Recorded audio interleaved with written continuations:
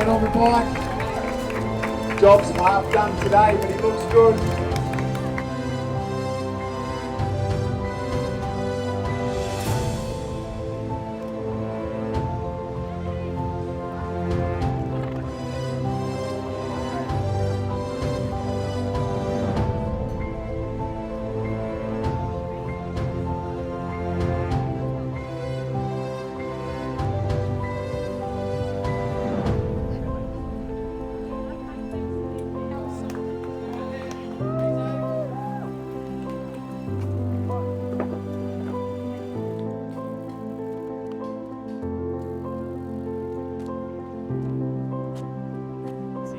Got it. You got this.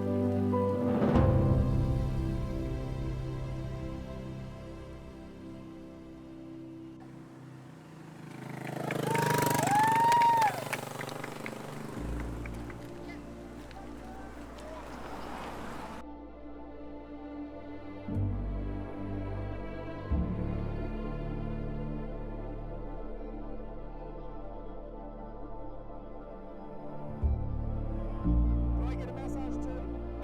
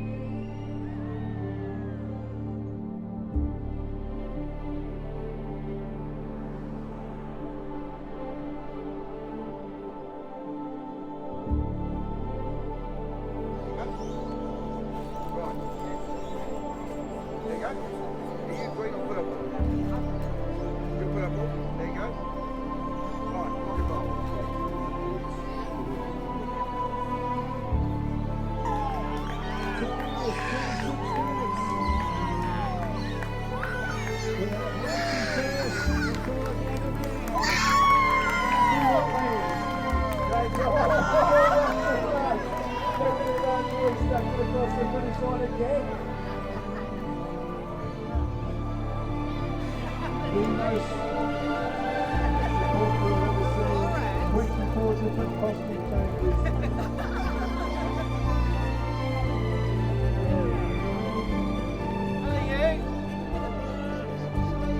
How do you feel?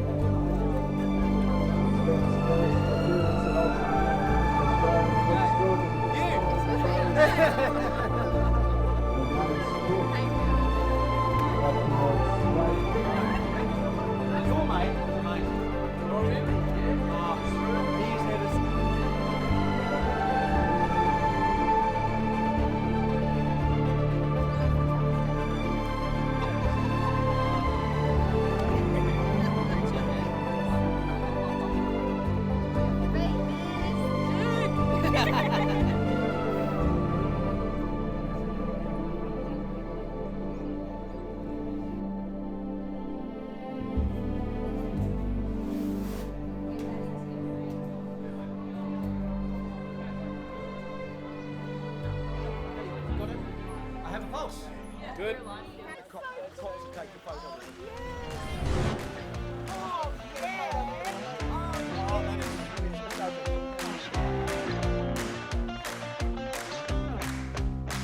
Chest. I have a chest. Oh, you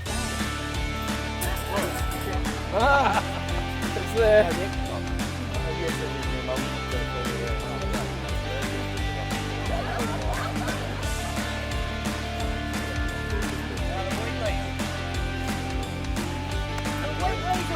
Go!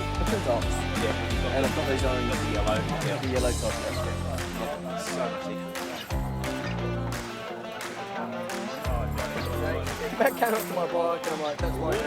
That's my drink. That's pretty sexy. He's good somehow. That's awesome. Yet I'm giving him perpetually. That's cool. fabulous.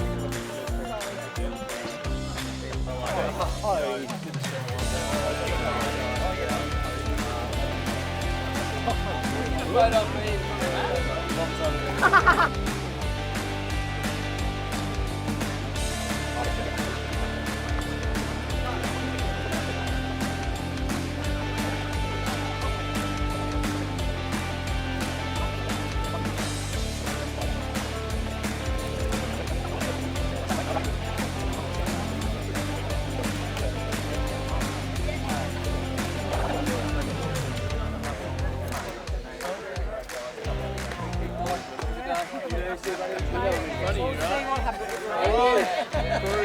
Bruce Webb.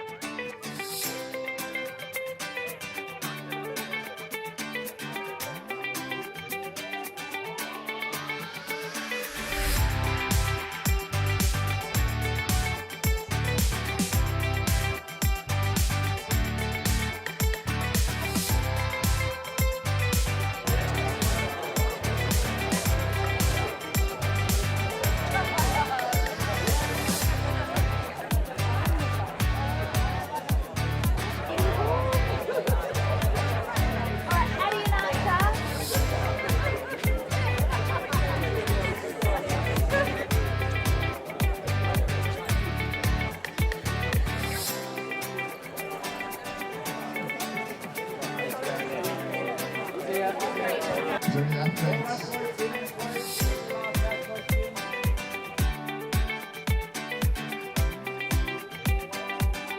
It's all about. If it was easy, they say that everyone would be doing it. Well, I can guarantee the last 2 days of anything that have been looking buttons. You guys have been pushed, you've been tested, and it's asked to reveal your character, and you've delivered in spades. It is not possible to do that without the support of those people behind you. They've been there every step of the way. They too have been out in the shit weather. They too have been putting up with you. They too haven't had enough sleep.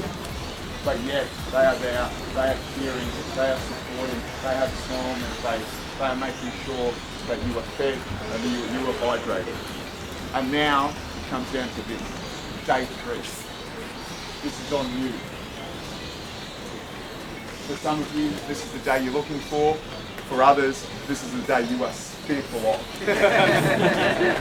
I can guarantee when we start in less than 2 minutes, it is all about you, right? Your body and your mind are going to ask you a lot of questions today.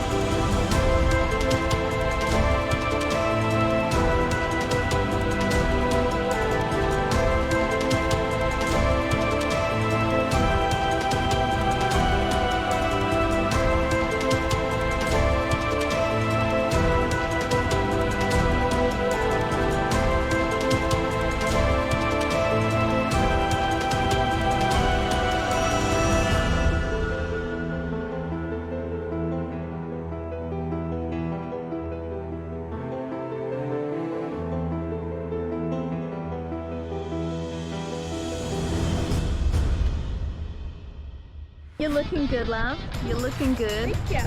What's your job today? I've got to give him this and this. Fresh water.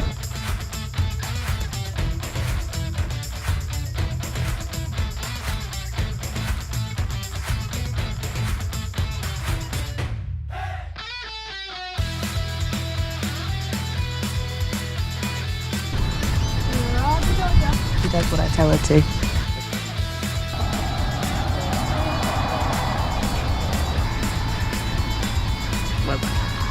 He is struggling.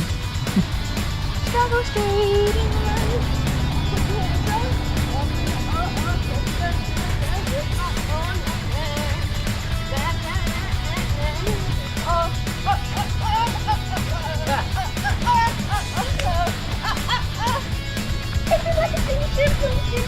What's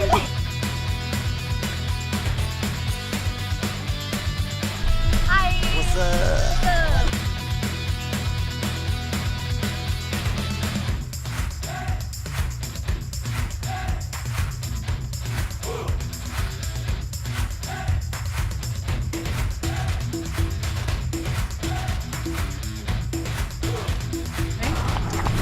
Coke time. Like somewhere at the Coolum pool, which means you can have some. Not the fastest.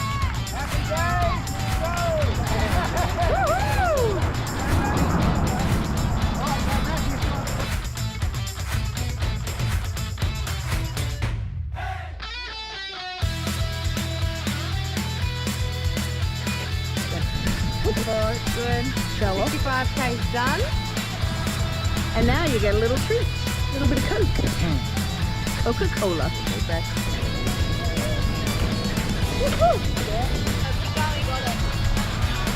Good job, this babe. Give me a smooch.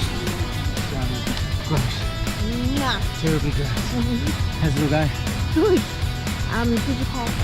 You passed Tidy Whitey. Yes. Yeah, I think he's going up on top of the building. Yeah. Yeah, so. All right. Well, get going. You can catch someone else. How far ahead's Andy? That's about 10 k's. Yeah. Oh no, he's further. Further. Yeah, he's very Is fast. he going to get my 8.5? I think he might. Oh, good run. No, that's good. That's a good run.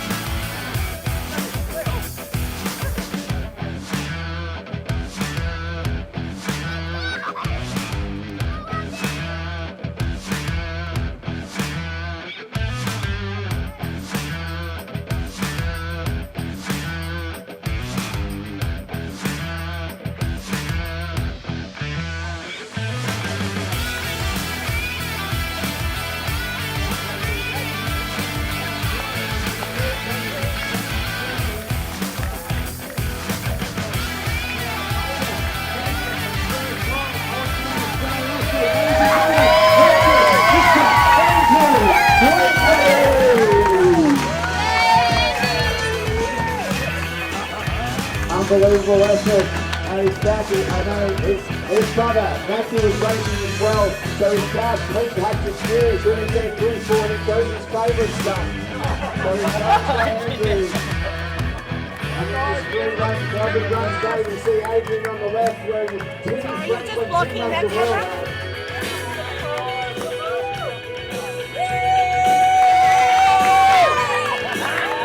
Congratulations and welcome to the Ultraman family. Andrew Whitley. Alright, ladies and gentlemen, we now know that we've got another athlete on the beach. She's just entered. She's probably got about 800 metres to go. Let's get her in under 9 hours. It is athlete 399. That's in the fourth. She's just off the line. Still, Andrew Whitley. It's his first time.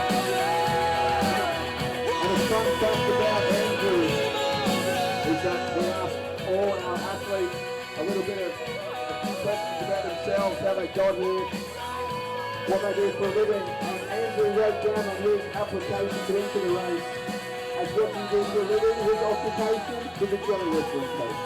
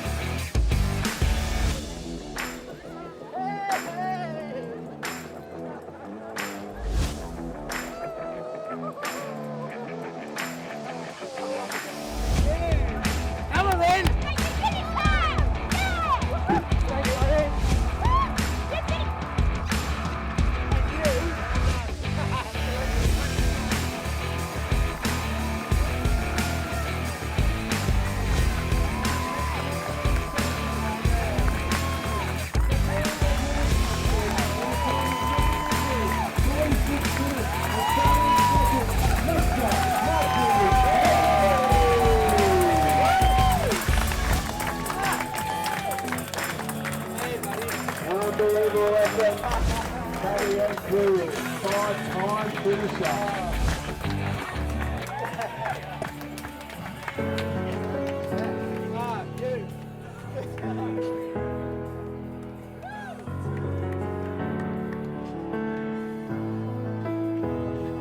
You can be the greatest, you could be the best.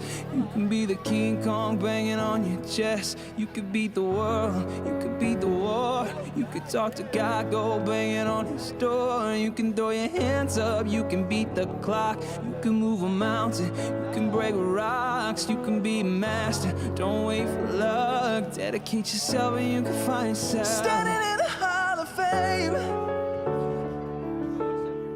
Ooh, and the world's gonna know your name. Ooh, 'cause it burns with the brightest flame. Yeah, and the world's gonna know your name. Ooh, and you'll be on the walls of the Hall of Fame. You can go the distance, you could run a mile. You could walk straight through hell with a smile. You could be a hero, you could get the goal, breaking all the records that never could be broke. Do it for your people, do it for your pride. How you gonna know if you never even try? Do it for your country, for your name, 'cause there's gonna be a day when you're standing in the Hall of Fame. Ooh, and the world's gonna know your name. And it burns with the brightest flame. Champions here. And the world's gonna know your name. Ooh, and you'll be on the walls of the Hall of Fame. Be a champion. Be a champion. Be a champion. Be a champion. Be students, be teachers, be politicians, be preachers. Be believers, be leaders, be astronauts, be champions, be truth seekers. Be students, be teachers, be politicians, be preachers. Be believers, be leaders, be astronauts, be champions. Standing in the Hall of Fame. Ooh, and the world's gonna know your name. Yeah. Oh, and it burns with the brightest flame. No, and the world's gonna know your name. Ooh, and you'll be on the walls of the Hall of Fame. Be a champion. Be a champion. Oh, be a champion. Oh, be a champion. Oh, be champion, be a champion, oh, be a champion. Oh, you'll be on the walls of the Hall of Fame. So, who packed my gear bags? I tend to pack most of my own gear. It's an old Boy Scout trick. You always make sure what's in your bag and what's in the suitcase. So always we do a double check. We do a have we got this and have we got that and have we got the other thing. I invariably forget something. I have to rush back into the house at the last minute. But my bag, up to me to pack it.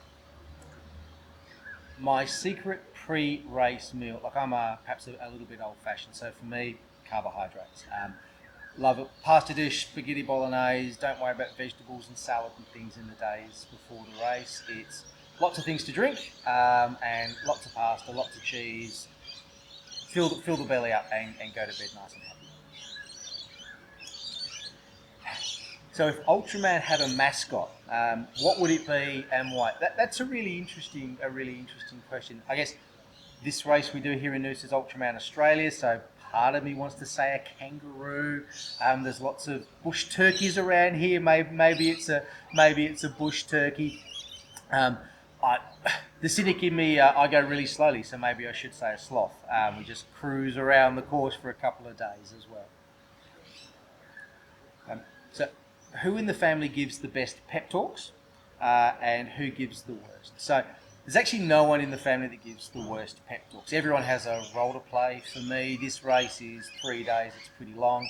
A lot of it, particularly for people like me, it's in my head a lot of the time. My legs will keep on going, but sometimes my head sort of wanders a little bit. So I get lots of energy from lots of people and lots of cheers and lots of claps and things like that, particularly at the back end of the run course. That's pretty hard. It's a long day. The best pep talks are certainly Soph. She always just says the right thing at the right time. She knows when to leave me alone and to go, no, Matt's absolutely fine. She also knows actually he needs a bit of a kick in the bum or a bit of just the right word at the right time. She's got a pretty good knack of doing that. So crossing the finish line, to me, we're really privileged here at this race. This whole thing is a privilege, being able to do this. Running down the finish line, we finished the last 500 metres or so is running down Noosa Beach. So being able to run down that beach and have your family there, have your friends there, have your crew there. I'm really lucky that my crew is also my family. Being able to run down that beach with them or have them be at the bottom of the finishing chute is a huge honour. It really is the most amazing feeling. I've been able to do this race a couple of times now. Running down the beach has always been different. I've run down the beach with our girls. The girls have got older. I've run down the beach with Andy, with my brother. I've run down the beach in the pouring rain.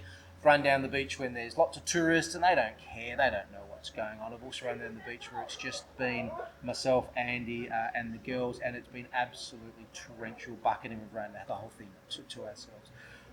The running down the beach and crossing the finish line is a celebration, and it is a reward for all the hard work that everyone's put in to be able to get us to this place. So the hardest part, physically, emotionally, mentally maybe, for preparing for this race is, the easy answer is the training. It's actually not really the training. Sometimes I quite enjoy the physical aspects of the training. I actually don't mind getting up early and going for a run or going for a long bike ride, and we live in a lovely part of the world, and being able to do the training, particularly do it this year, doing a lot of it with Andy, has been really nice and has been really, really special. Being able to reconnect with him has been great, but it's just the time away. It's the time away from home. It's the time away from family. We've had a fair bit going on in the last 6 months or so, I guess, when we've been training, and so to then have work and try to have a normal home life as much as you can, and then so we also need to dedicate this amount of time to sort of be away to train, is actually really hard. I have Sophie and I call it the gift, and it's her gift to me. The way I look at it, it's her gift to me about saying, actually go and have this time. And I often have that as a bit of a mantra in my head, particularly when it might be a bit cold, or it's a bit wet, or the sun's a bit hot, or the hills are really steep, or you're just sort of having a bit of a funky moment. I've actually had that as a bit of a mantra in my head this time. Is actually no, this is a gift. This is a gift, and don't waste the gift. But so, what has Ultraman taught me about resilience? That's a really interesting question. And I don't know, for me, maybe it's a bit of a circular question, is what has Ultraman taught me about resilience, or what has being resilient taught me about being able to do this race and to do the training for this race. What was really interesting is I had a new fellow join my team at work in the last 12 months, and we've known each other on and off for maybe 10 years, just at a distance. And he said to me, one of the reasons I wanted to come and work for you, Matt, was, the work's good and all that kind of stuff. But he said, I'm really interested in some of the tough stuff you do and the hard things you must do, and I think I could learn a lot from you about that. And I thought that was a really special thing for him to say and to share with me. And so I guess maybe it's partially what has this race taught me about resilience and about just keeping on going when things are tough. But maybe it's what has been resilient, being able to sort of seep into other parts of my life, and maybe in some small way positively influence other people. So, is there a moment, or was there a moment during the training when I almost gave up? And I actually think this time, no. Perhaps in hindsight, in other years, there hasn't been either. I've actually, again, it's tough being away from home, but I've actually quite enjoyed the training a little bit, or a lot, I should say, this year. It's been nice doing it with Andy. It's been nice doing some of it by myself too, and having that quiet time to sort of think and to pause and to reflect. There's never really been any time where I've thought this is actually just too hard from a physical perspective. Sometimes the water's a bit cold or the air's a bit chilly, but we live in a really, really pretty part of the world, and we're really blessed to be able to do what we do. So I really look at it as a gift and as a privilege. So what legacy do I want to leave behind? I guess for me, I don't consider myself in any way, shape or form to be athletic or to be an athlete. I know some may disagree with that. They go, well, how can you do this race if you're not an athlete? Maybe I do it despite or in spite of the fact that I'm not an athlete. I really enjoy the training. I really enjoy the race. For me, this event has always been about more than just the 3 days of swimming and biking and running. It's been about the community, about the community you create for yourself and that the other athletes and the organisers create. It's about being in this lovely place. It's about maybe in some small way inspiring other people that, well, if Matt can do it, I can do it. And I think that's a positive thing. It's not a negative thing at all. I'm in awe of some of the people who do this race, who are at the pointy end of the field, or who come into the race with some real challenges, whether they've got a disability of some description or have had a really tough journey in their life for some reasons. And in some ways, I haven't had that journey. I'm just very normal and very ordinary and very blessed to be able to do this. So maybe my legacy is that ordinary people can do sometimes extraordinary things, and that you are able to create your own community around you to help you and to support you. And in turn, you must be able to give back to that community as well. So, what's the one thing the crew knows not to say to me during the race? Honestly, we're better off to be asking the crew this question. The better question perhaps is, how much of what the crew say to me do I actually listen to, and how much do I pay attention to? I think I'm an amazing athlete, and I listen to everything the crew says. The crew will tell me that I'm potentially a terrible athlete, and I don't pay any attention to them whatsoever. I think the truth is probably somewhere in the middle. Having crewed before, I have a pretty good understanding of what it means to to be a crew and to be in charge. And actually, from an athlete perspective, you kind of theoretically turn your brain off and just do what you're told for 3 days. And there's some comfort in that. The crew has a huge amount of responsibility, and it's not really until you come to this race and crew or become an athlete that you really sort of get that.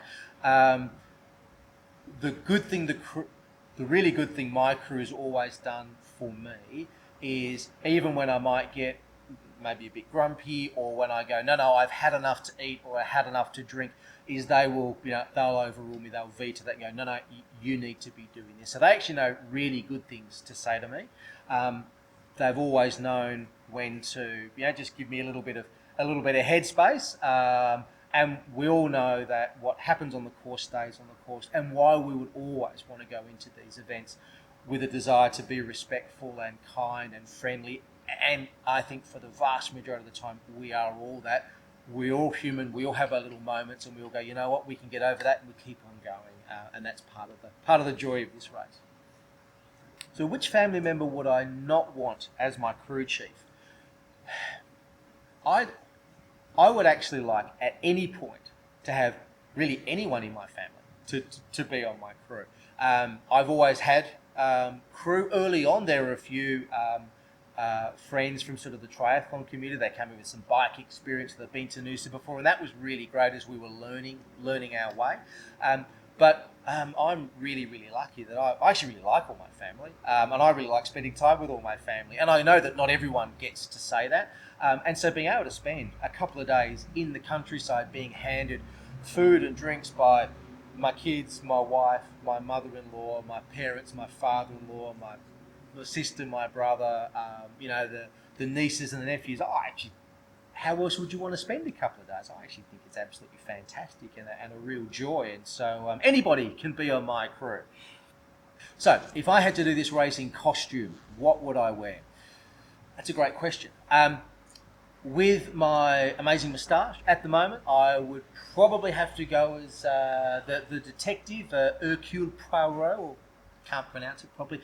I'd have this, I'd have a cane. I think he wears a monocle. He has a top hat. I think I could probably pull the top hat off. So I think it'd be hilarious to do 3 days running around Noosa, sweating a little bit as Agatha Christie's Poirot. What is my motivational quote? I actually have an answer to this one. So, a couple of years ago, there was a fellow at this race in Noosa from Canada, a fellow called Stephen King. He's known around the world as the voice of Ultraman. He's commentated at all the events around the world. He's been an athlete himself on many occasions, and a very sharp athlete. And he's just a wonderful, wonderful human being. And he once said to me, and he said it to lots of people, I'm sure, he said, Matt, it's just about having an attitude of gratitude. And the reason why that's resonated with me is the last time I did this event in 2021, I really hadn't done very much training at all. And I was actually really nervous about going into the swim. It's a really long swim, particularly if you're not a good swimmer like me, and if you just haven't done the swim training. And so I was really, really apprehensive. And so I decided out on the beach, I decided to have this mantra in my head over and over, and it was just an attitude of gratitude, have an attitude of gratitude. And I said that to myself every stroke for 10 kilometres.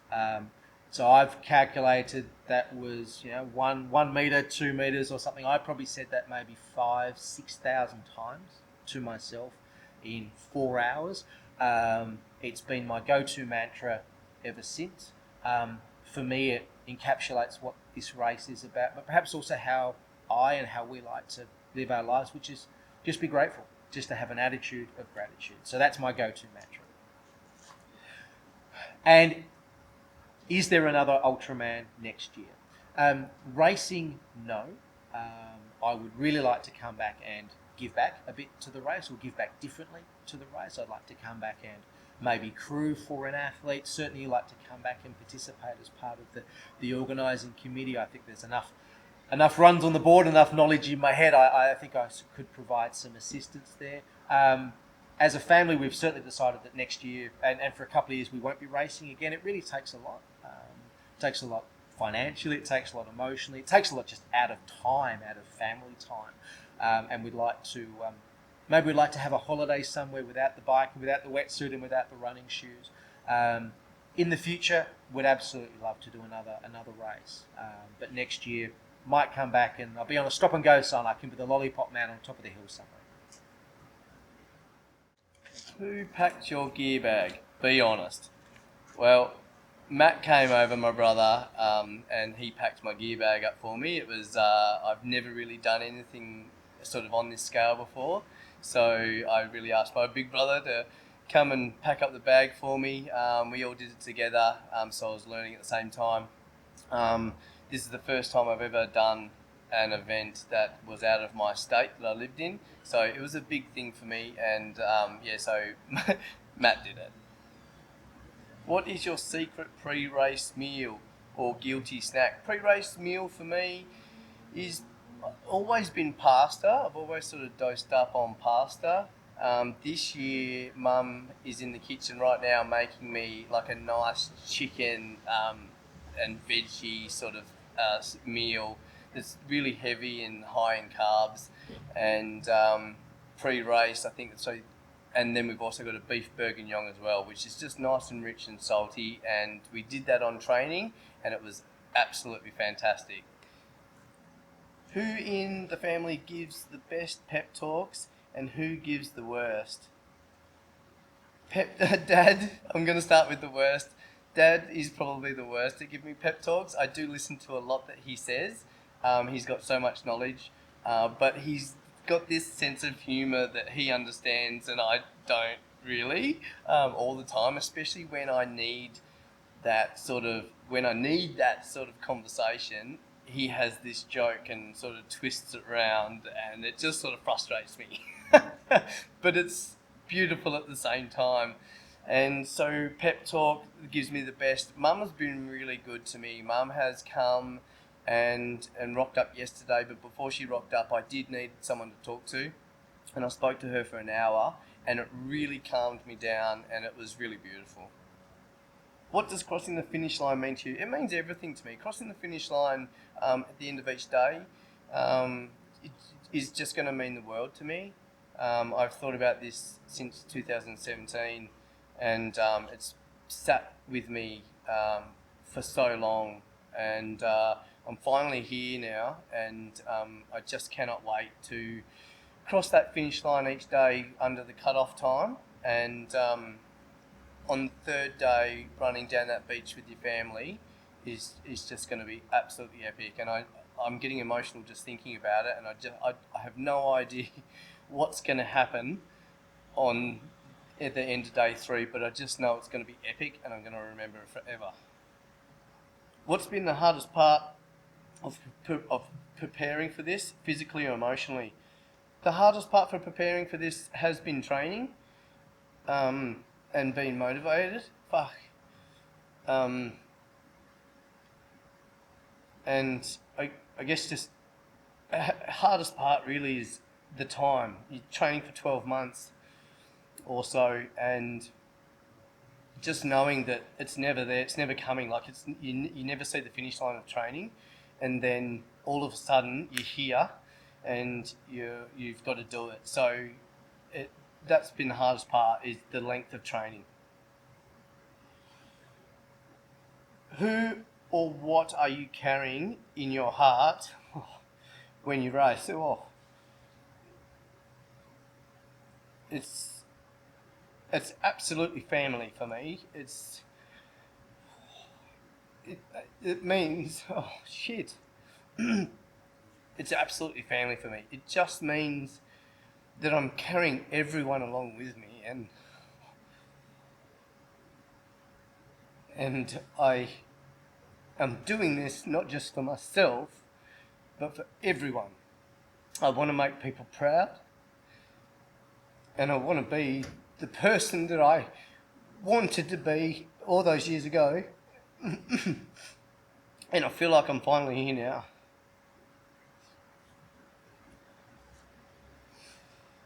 If you could dedicate this race to one person, who would it be and why? To be honest, I'm going to dedicate it to myself. I feel like I've earned this. I feel like I've been through the ringer a little bit, and I deserve it, and that's who I'm dedicating it to. What advice would you give your past self before starting this journey?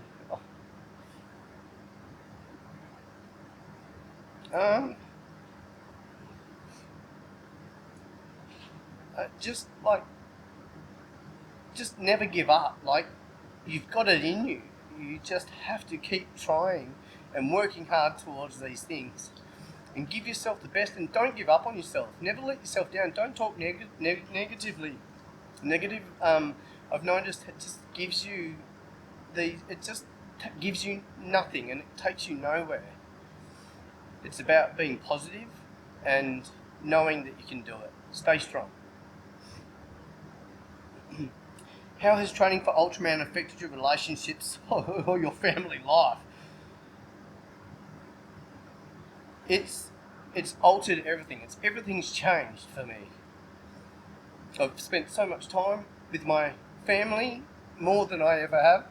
It feels like having loves and hugs and dinners with my brother and his family. It's affected me in the most positive way. And even on the other side of that, knowing that there's another ultra family out here. It's not just my family, but the family that I have around me is now meeting and introducing to people that are like-minded, that are just as silly as me, that are doing stupid stuff, that understand your journey. What has Ultraman taught you about resilience? Well, man, everything. So far, I mean, I'm not there yet. I'm not an Ultraman yet. I'm absolutely just been training for Ultraman. But the thought of being an Ultraman has given me strength like I never knew I had. Perseverance, injuries, pushing through, looking after yourself, eating well, having a healthy lifestyle, keeping that smile on your face. Was there a moment during training when you almost gave up? I nearly gave up every week. It was hard. It was really hard. I love running. I'm a runner. I consider myself a runner. That's where my passion is. Cycling is not what I enjoy. That was really hard. I don't know how many times I've told Matt, that's it, I'm done. I'm not doing this. I give up.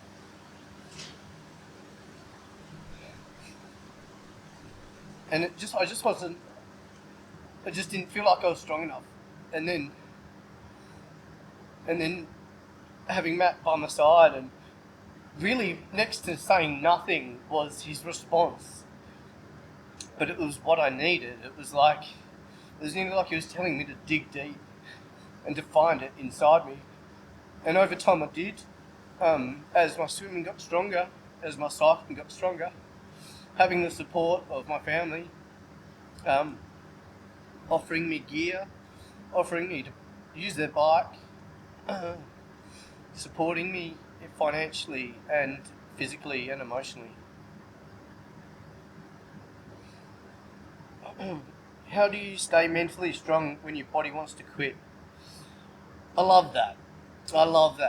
Running has taught me to stay strong in tough times, knowing that you're going to get through this, knowing that you want to do this, knowing that I wanted to cross that finish line on day 3, get the hugs, get the love, and be supported by those people around me.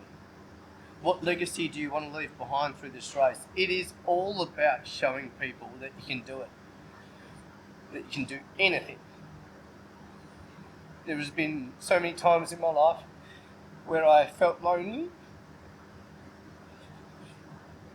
and where I wanted to give up. So if anyone else is having a rough time, or in life, or in finances, or in relationships, it is about knowing that there is light at the end of the tunnel, and that you will get through it, as whether it takes 1 day, 1 year, 4 years, whatever it might be. That's what I want to leave behind, is just never give up. It is never too late to start something new, and it is never too late to rekindle or fix those problems that you may be having. How do you think this experience will shape your future? I'm really hoping that I continue on some sort of strengthening journey, mentally, physically. It's been really important to me. As hard as it was throughout the start, I feel like I'm really strong now. I feel strong in the mind and strong in the body. And I hope that continues on. That's what I want. I am, I guess, tired of being miserable or sad.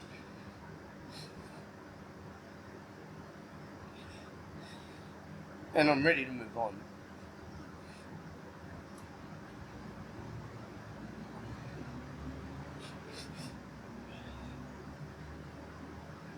What is the one thing your crew knows not to say to you during the race? I reckon they know not to tell me what to do. I know I I feel like they know what's going to tick me off, and I really do believe that they know when I'm going to get a bit edgy. I do have a bit of a short fuse, so I'm hoping that they understand that they can read my body language. I know we're going to have dark patches, and but we're also going to have happy patches. So I think they're gonna know when and what to say. If this race was a movie, what would the title be? I reckon Never Give Up. Never give up, fucker. It's got to be something like that, like something strong, but then also with a bit of a tweak. I think anything with the Wheatleys, there's always a bit of a joke. I think this movie that may be is about strength and resilience, and also having that funny light side of things. It is about keeping that smile on your face and crossing the line and having tears. It's like going to be a tearjerker, it's going to be a comedy, it's going to be a mixed bag. Which family member would you not want as your crew chief, and why? Oh dear, well, that's a tricky one to put on camera.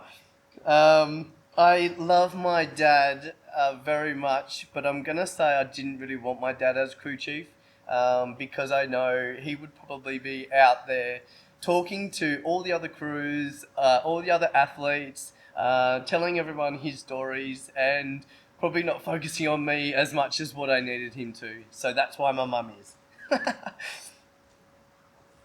If you had to do the whole race in costume, what would you wear? Being in Queensland, maybe a banana or a donut, because we're all about Kenilworth. So as hard as that might be, let's go a donut. What song would be your Ultraman soundtrack? Look, I love Eye of the Tiger. When I have been crewing most of the other athletes all over the years, Eye of the Tiger is a pump-up song, and it kind of relates to sporting, and it just has that drive and that pump and really gets you going. I love it.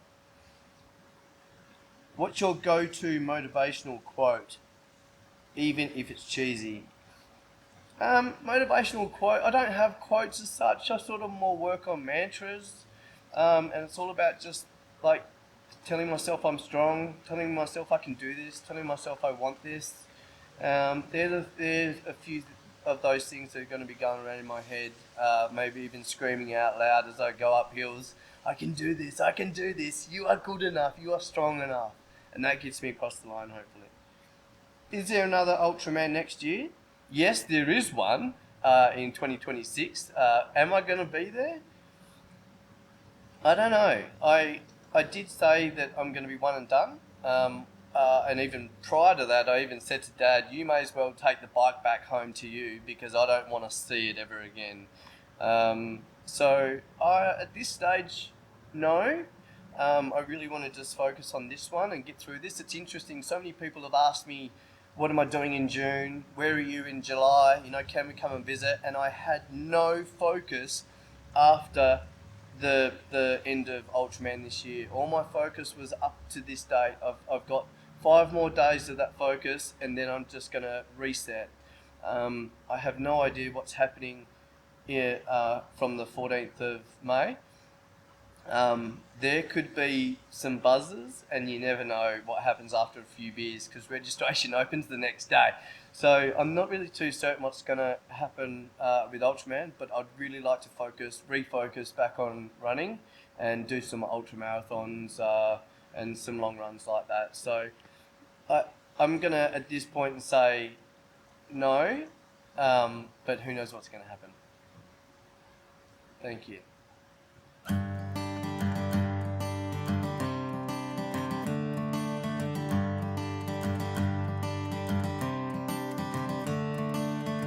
Another turning point, a fork stuck in the road. Time grabs you by the wrist, directs you where to go. So make the best of this test and don't ask why. It's not a question but a lesson learned in time. It's something unpredictable, but in the end it's right. I hope you have the time of your life.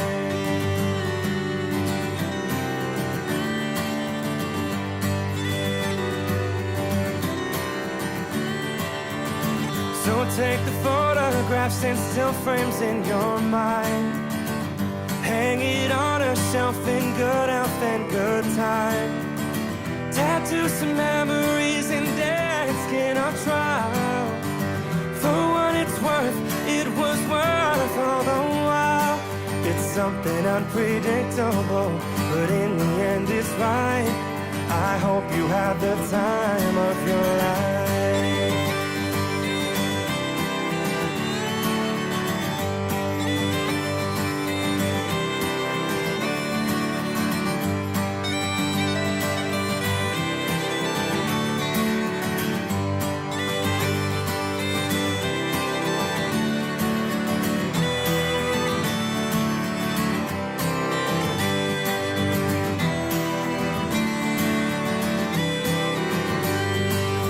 Something unpredictable, but in the end it's right.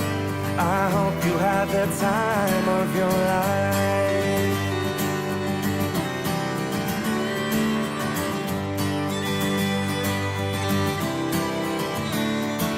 It's something unpredictable, but in the end it's right. I hope you have the time of your life.